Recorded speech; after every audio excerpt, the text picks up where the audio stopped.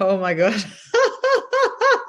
The wisdom I'd like to share about relationships is your question. Fabulous, John. Well, I mean, okay, this is what's coming through now is we are constantly in relationships. We are relating to ourselves on a daily basis, 24/7, even when we're dreaming. We're relating to our family members. We're relating to a whole bunch of human beings, our friends, our colleagues, our clients, our mentors, people at the shop. We're in relationship with money. We're in relationship with our health. We are in relationship with nature. Like every the relationship is like it's everywhere. Like you can't avoid it. Like you can't escape relating.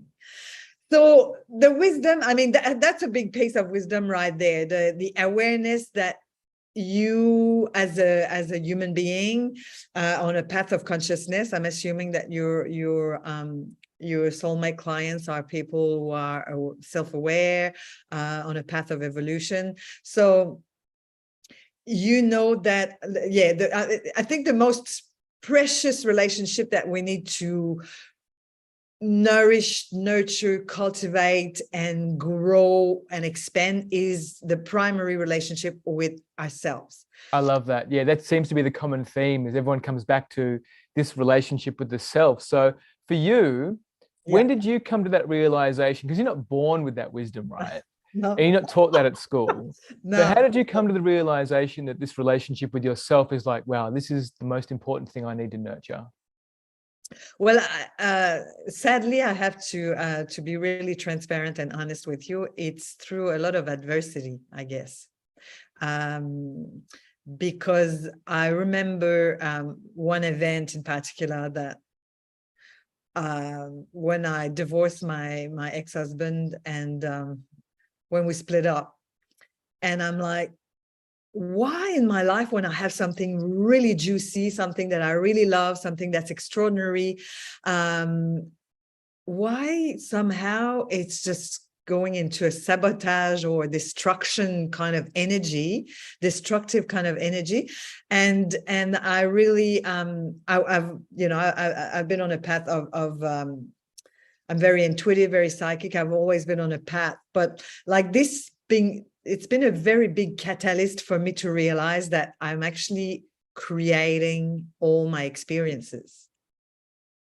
Like I am creating all my relationships or non-relationships.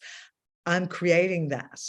So that was like a kind of a brick in the face to become aware, because it was a gorgeous human being.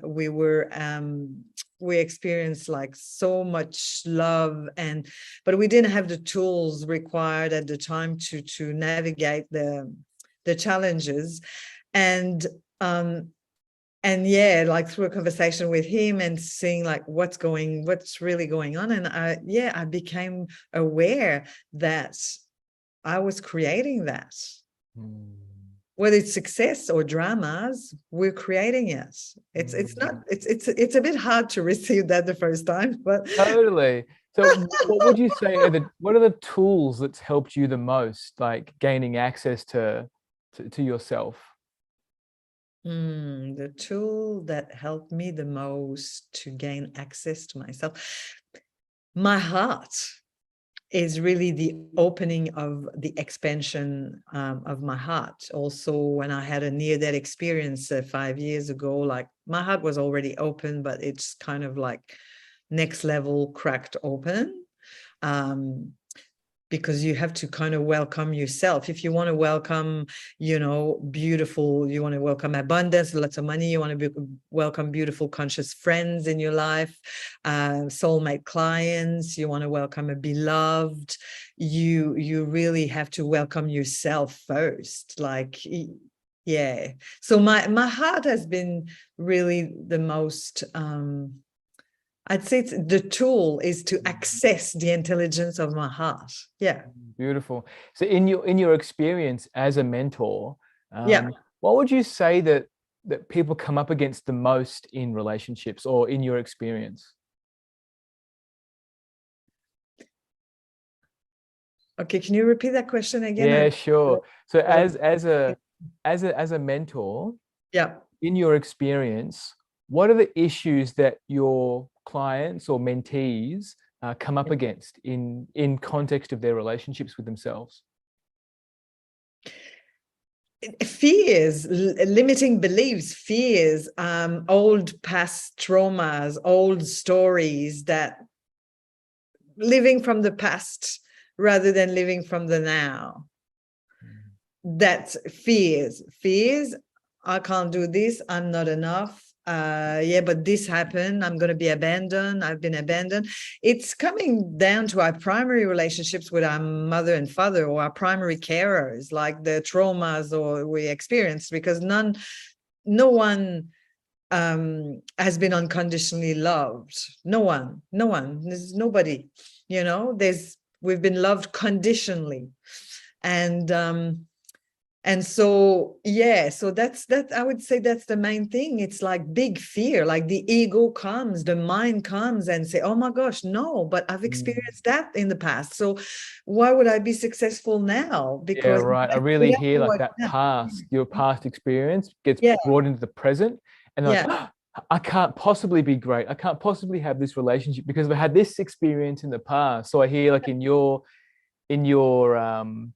toolkit and in your experience, you help people remove those past things to allow like a new future available for them.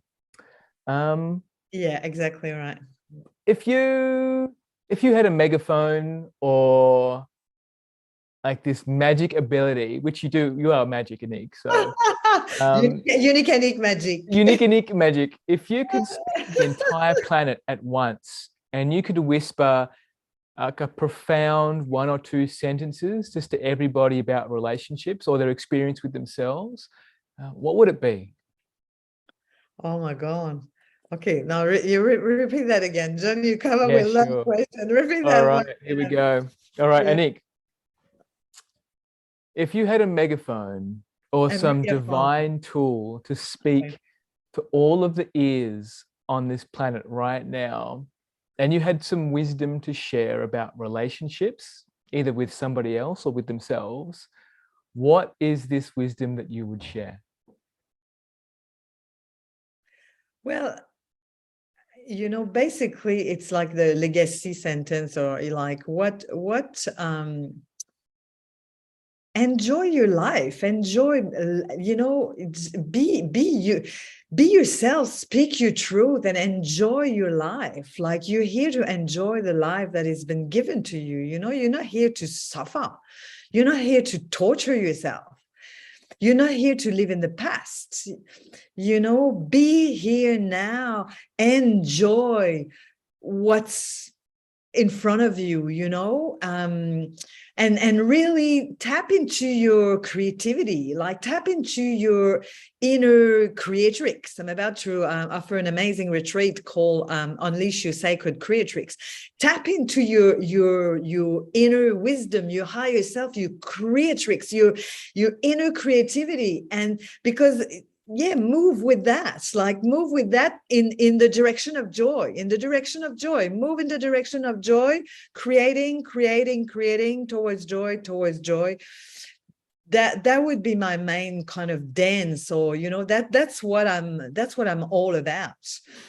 Create towards bliss, towards joy, like having an orgasm in every day. Make sure you have orgasm. No one has to give it to you. You can give it to yourself. Through what? Through doing things that makes your heart sing, that makes you like, for you, John, you love having conversations about relationships. You're crazy about it. You're passionate about it. You live it, you breathe it, you embody it. So that's that. So, every day, it's a Sunday today, Zam, we're having a juicy conversation that fills your cup, that fills your lungs, your heart, that fills you up. So that's what I would say. Beautiful. Yeah. That is perfect. Perfect. I love it. And you mentioned before that you're running a retreat. I'd love to share your website or your Facebook link or whatever it is that people can to have access to you. Would that be okay if I put it in the description? 100%. Great. Absolutely. Awesome. I would love love it. that. That's so generous of you. That'd be fantastic. I love it. I love it. And Nick, thank you so much for speaking to me. I'm going to end the stream now and we can wrap up off record. How does that sound? That sounds brilliant. Thank you so much for having me on your show, John, today. You're welcome.